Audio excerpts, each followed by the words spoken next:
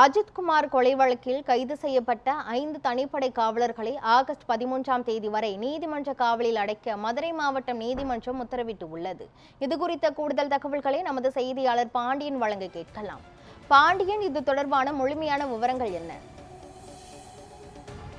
நிச்சயமாக கிருஷ்ணவேணி, அஜித்குமார் கொலை வழக்கு தனிப்படை காவலர்களிடம் சிபிஐ விசாரணை இன்றுடன் நிறைவடைந்தது.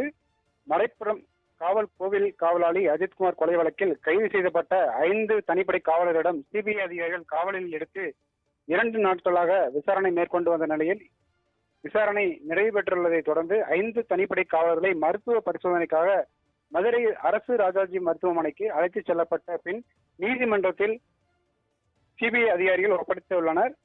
இதனைத் தொடர்ந்து அஜித்குமார் கொலை வழக்கில் கைதான 5 தனிப்படை காவலர்களான கண்ணன், ஆனந்த், பிரபு, ராஜா, சங்கரமணிகண்டன் ஆகியோர் 2 நாட்கள் சிபிஐ காவல் நிறைவடைந்த நிலையில் வரும் ஆகஸ்ட் 13ஆம் தேதி வரை நீதிமன்ற காவலில் அடைக்க மதுரை மாவட்ட தலைமை நீதிபதி, நீதித்துறை நடுவர் நீதிமன்ற நீதிபதி செல்வப்பாண்டி அவர்கள் உத்தரவிட்டுள்ளார்.